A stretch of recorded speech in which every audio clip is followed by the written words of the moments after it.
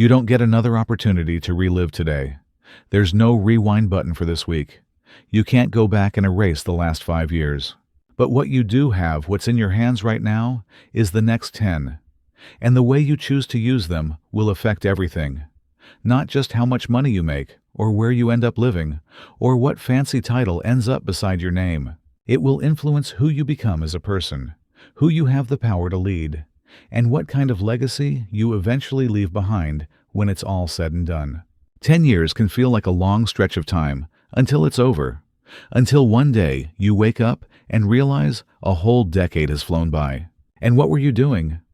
You were caught up, distracted, you hesitated, you kept postponing, you made excuses, you told yourself, "I'll begin soon." You kept waiting, waiting for clarity, waiting for motivation, waiting for the right time, for better conditions that somehow never arrived. And now, here you are, face to face with another 10 years, a brand new block of time, a blank canvas that could be wasted just like the last, or used like never before.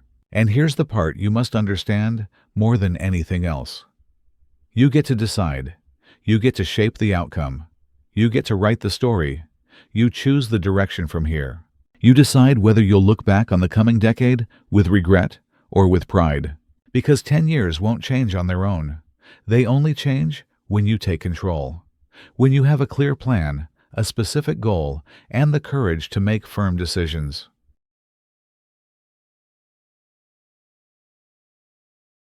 If you truly want to reshape and rebuild your next 10 years, the very first step is this. You must take full responsibility for the last 10. Not blame, not guilt, not shame. What I'm talking about is ownership raw. Honest, no excuses. Ownership of the life you've created so far. Because real change can't begin until you accept what you've already built, until you stop dodging the mirror and face it head on. And whether you like the result or not, the truth is you have built something. Every single choice you've made, every action you've taken, every habit you've allowed to repeat, every standard you've tolerated, they've all quietly stacked up day after day, layer upon layer, forming the life you're living right now. You didn't just end up here by chance. You didn't wake up one morning and find yourself in this spot by accident. You arrived exactly where you are because of the direction you've been following. And that direction came from your habits, from your focus, from your level of discipline, or from your lack of it. And yes, that truth might be hard to swallow, but it's also one of the most freeing things you can realize. Because if your current life was shaped by your past habits, then a better life can be built by new ones. If your past choices led you here, then your next decision can lead you somewhere new. But that shift only happens when you stop acting like a victim, when you stop pointing fingers, when you stop telling yourself stories that put all the power in someone else's hands. Because the longer you believe that your circumstances are stronger than your choices, the longer you'll stay stuck. You have to say plain and simple, "This is on me." Not because you're broken, not because you've failed, but because you are the one holding the pen. You are the one writing the next chapter. You are the one deciding what happens next. And the moment you take full ownership, you'll start to feel something shift. The excuses, they begin to fade. The blame, it starts to fall away. And what you're left with is pure potential. Now that you've taken full ownership of the past, it's time to shift your eyes forward. Because if you want to fix the next 10 years, you can't build them blindly. You need a clear target, a strong specific vision of where you're headed. Not a vague wish or a general idea, but a real detailed picture of the life you want to live.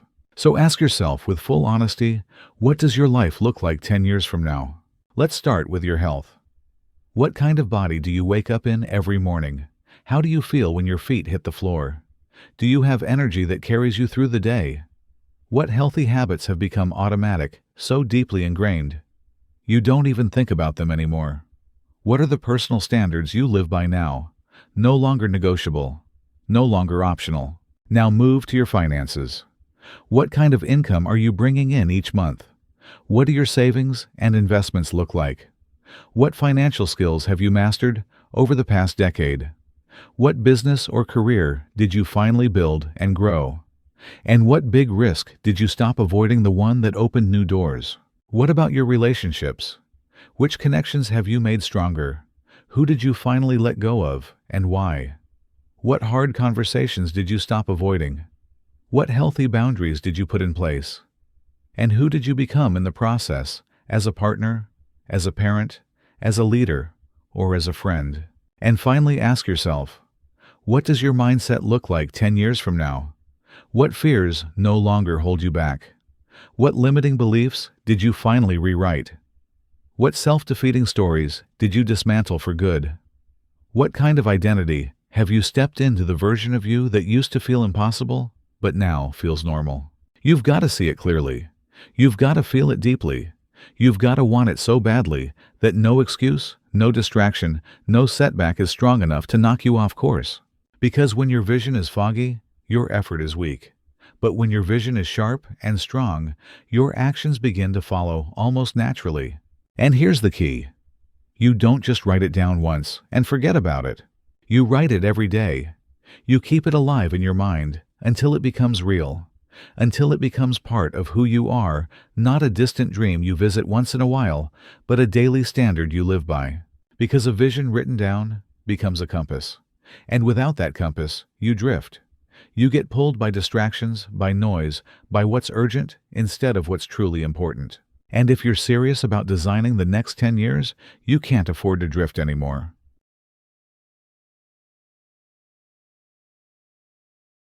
You've got the vision.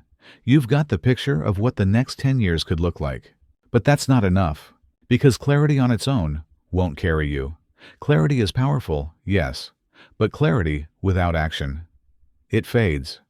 And the way you turn clarity into progress is through structure. You need a plan, a system, a process that can hold you up on the days when motivation disappears.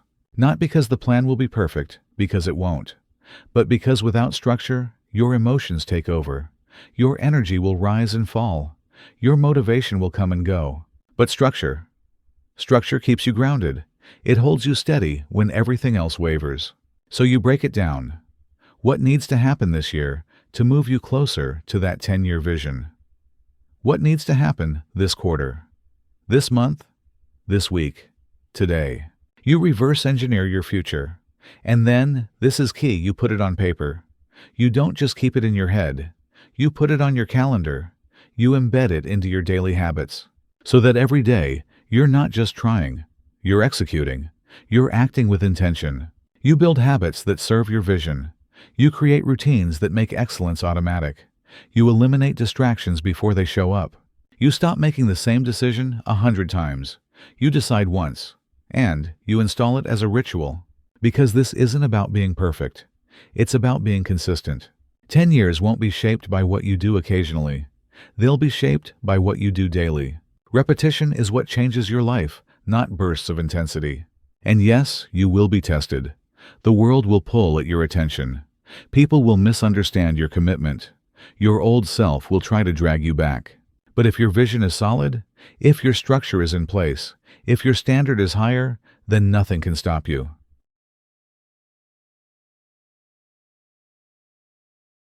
If you're serious about changing your next 10 years, you have to change your relationship with time. Not just how you use your time, but how you see it.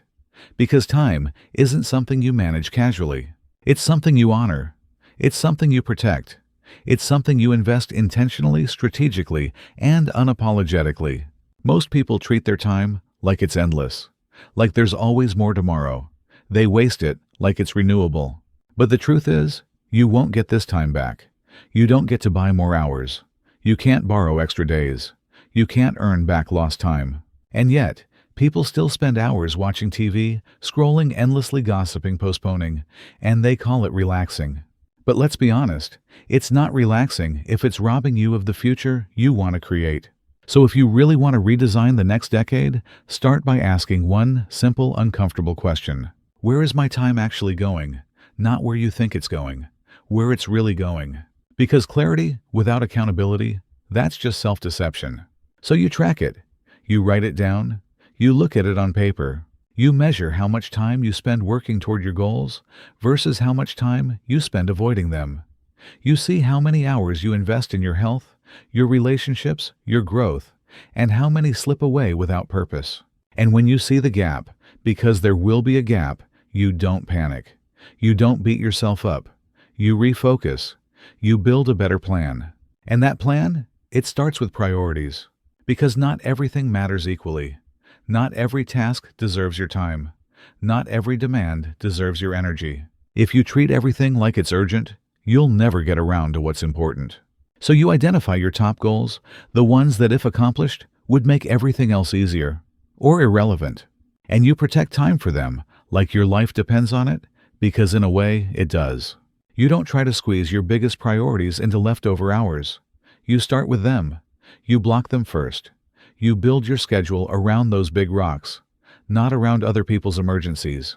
And then you get ruthless. Ruthless with distractions. Ruthless with interruptions. Ruthless with the noise that feels urgent but doesn't move the needle. You stop saying yes to everything. You stop apologizing for protecting your time. You stop feeling guilty for putting your future first. Because the truth is, people who don't value their own time will never understand why you value yours. And that's okay. You're not here to meet other people's expectations. You're here to build a life you're proud of.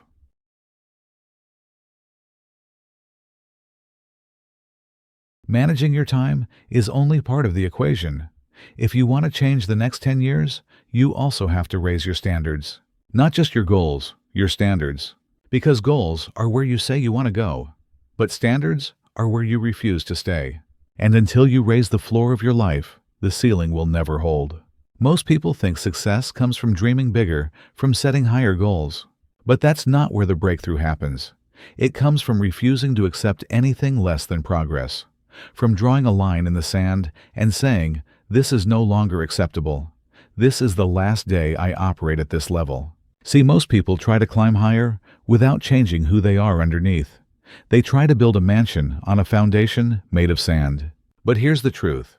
You can't hold on to a better life while keeping the same old habits, the same weak follow-through, the same comfort-seeking mindset. If you really want change, you have to become someone who expects more from themselves, not just once in a while, but every single day. Your standards aren't what you post online. They're not what you say when people are watching. They're not what you write on a vision board. Your true standards are what you tolerate, what you accept from yourself when no one else is looking, what you settle for in the quiet behind closed doors. And if you're honest, you already know the truth. You know what you've been accepting that's keeping you stuck in average. You know what you keep saying, you'll change, but always push to next week. You know which behaviors are stealing your momentum and which excuses you keep using to justify them. But here's the thing, the next 10 years don't care about your story. They don't care about your reasons. They'll be shaped by one of two things, your standard or your excuse. And the moment that future starts shifting is the moment you say, "That's it. I'm done tolerating this from myself." That might mean the way you keep showing up late, even to your own goals. The way you hit snooze every morning. The way you let people treat you. The way you speak to yourself when you fail. The way you fold on your goals the second it gets hard. You start there with the lowest hanging fruit. The habit that's been draining your self-respect. The action that's been blocking your confidence. And you draw a new line. Not just in theory. Not when it's convenient. Now. And then you replace it with something stronger. A new habit. A new behavior. A new standard that stretches you, that makes you uncomfortable because it demands more. You hold that standard day after day until it becomes normal, until it becomes your new baseline. That's how real growth works. Not by aiming higher overnight, but by raising the floor underneath you. Because when your minimum effort goes up, your results naturally follow. You're no longer relying on bursts of motivation. You're operating from a higher level by default. And once you raise one standard, you raise the next. And the next. Not all at once, but piece by piece. Like upgrading a machine, one part at a time. You upgrade your inputs. You upgrade your mindset. You upgrade your language, your boundaries, your behaviors. And eventually, the old version of you, it just doesn't fit your life anymore. The things that used to feel normal now feel completely out of place. You feel out of place when you act like the old you, not because you're trying to impress anyone, but because you've changed what you accept. That's how you build self-respect. That's how you build real confidence. Not from positive thinking, but from the pride that comes from living in alignment with your identity. When your actions match your values, when your habits reflect your vision, and that alignment, it creates something powerful momentum. Because now you're not forcing effort, you're flowing with it. You're not negotiating with your goals, you're pulled by them. You don't need hype, you don't need someone yelling in your ear. You're self-powered, and that's a game changer.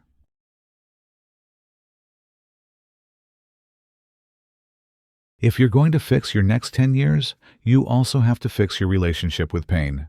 Because pain isn't going anywhere. It's part of the process. Growth hurts, change hurts, discipline hurts. So does honesty. So does accountability. But regret hurts too. So does decay. So does a life that slowly drifts into mediocrity. If you don't choose one kind of pain, you'll inherit the other. The truth is, most people spend their entire lives running from pain. They shape their habits around avoiding it. They make choices based on what's most comfortable, not what's most aligned. They want transformation without tension. They want change without challenge. But that's not how it works. You don't grow through ease. You grow through resistance, through effort, through stretch.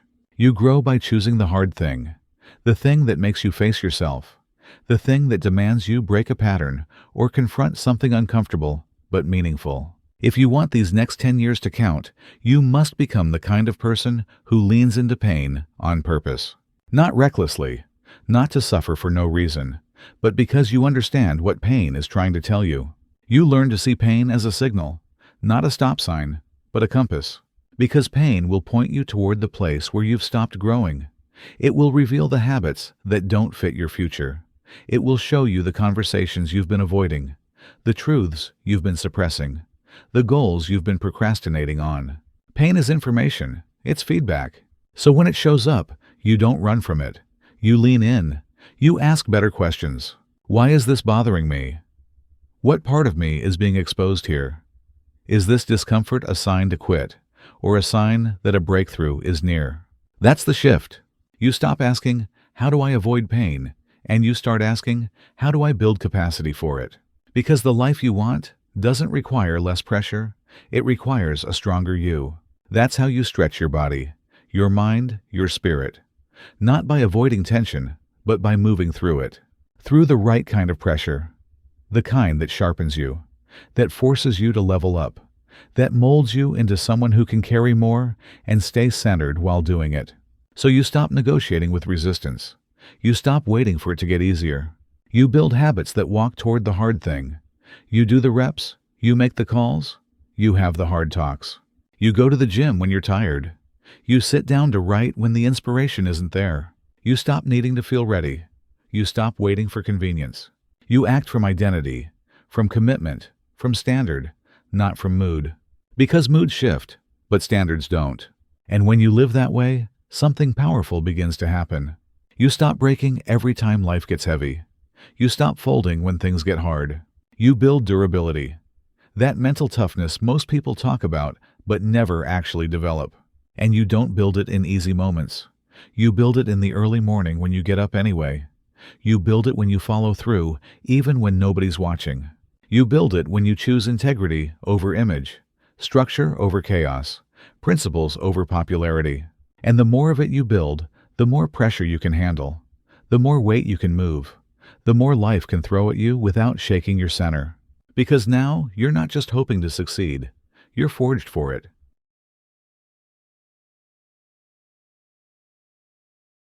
If you want to fix the next 10 years, you also have to fix your relationship with truth.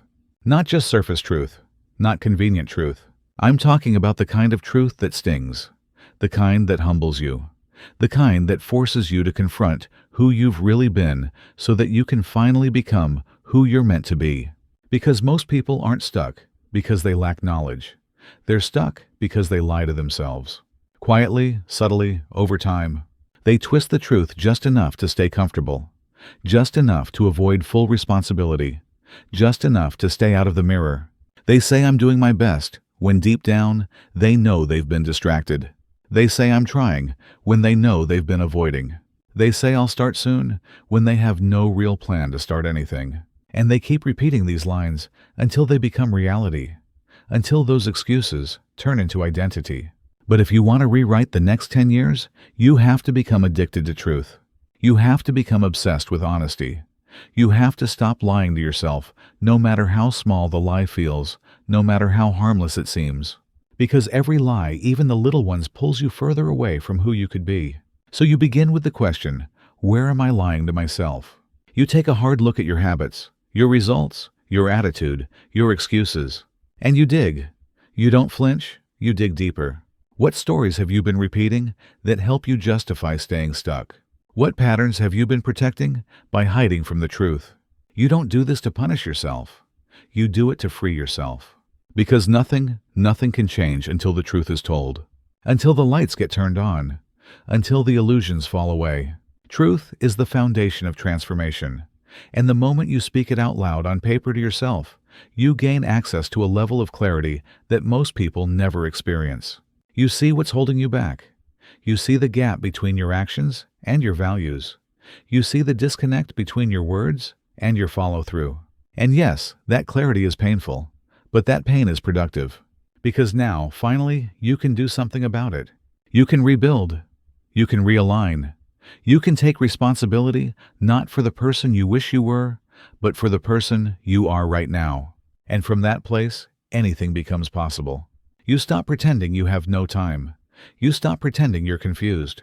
You stop pretending you've done all you can. You look yourself in the mirror and say, if I really wanted to, I'd find a way. And then, you go find it. And when you live that way, when you walk in that kind of truth, your confidence begins to shift. Not because you're perfect, but because you're honest, because you're grounded, because you're real. And deep down, you know there's nothing fake about your effort. And that kind of self-trust, it's rare, but it's magnetic. It makes you calm under pressure, clear when others are chaotic. It gives you an edge that can't be faked or taught, because it's built from the inside out. And how do you build it? You build it by doing what you said you'd do. You build it by showing up even when you slipped the day before. You build it by refusing to let one bad day become a bad week. One broken promise become a new pattern. You own your slips. You correct them quickly. You return to your standard. And that standard, it becomes your anchor. The version of you who lives at that level becomes your new normal. And now, even on your off days, you're still outperforming your old best. Not because you're more motivated, but because you've built a new default. But again, none of this works unless you're telling the truth. About how you're spending your time, about how you're using your energy, about how seriously you're treating your potential, and about how much fear is still steering your choices. Because fear doesn't just disappear. It doesn't vanish on its own. It'll always be there whispering worst-case scenarios, urging you to shrink, to wait, to play it safe. But you don't silence fear by ignoring it. You silence it by refusing to let it lead, by telling the truth about what you want and what it's really going to cost to get it.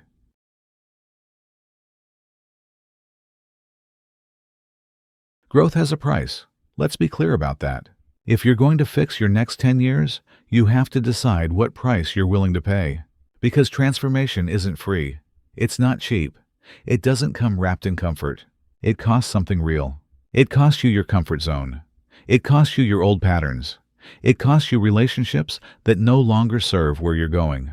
But the cost of not growing, the price of regret, that's even higher, and it lasts even longer. It shows up later in places you didn't expect, like your confidence, your peace of mind, your sense of purpose.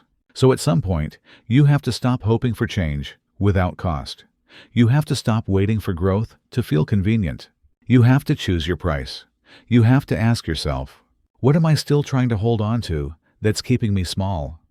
What am I still clinging to that doesn't belong in the future? I want to build. And once you decide, once you reach that point where you're done paying the price of staying the same, that's when it shifts.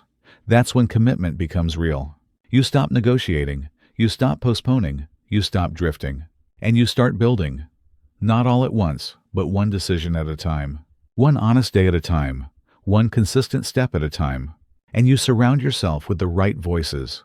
People who speak truth to you. People who challenge your excuses. People who love you enough to hold you high. They don't let you hide behind effort. They don't let you shrink back into old stories. They remind you of your standard, especially when you forget. Because here's the truth.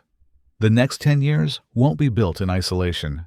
They'll be built in community, but only if you choose the right one.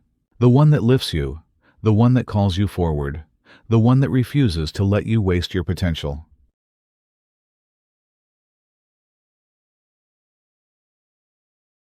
You don't need a miracle. You don't need a perfect plan. You don't need everything to fall into place before you begin. You just need one thing, a decision. A clear, honest, unwavering decision that from this moment forward, you will no longer live beneath your potential. That you're done waiting, done drifting, done explaining. That you're ready to lead, to take ownership, to follow through, to rise. You don't have to fix your whole life overnight. You just have to stop postponing the life you know you were meant to build. And it can start today. Not next week, not next Monday, not when things settle down. It starts now. Right here, right where you are. And when it does, the next 10 years won't be something you regret. They won't be a blur of missed chances, false starts, and what ifs. They'll become the years you look back on with quiet pride. The decade where everything shifted. The time you finally stopped hoping and started building. You don't need a miracle. You just need one decision. And you can make it today, so your next 10 years never have to end with if only. Thank you for watching. If this message stirred something inside, you share it with someone who's ready to live more deliberately. And if you'd like more content, like this quiet clarity, honest reminders, and grounded motivation, subscribe to the channel so you don't miss the next one.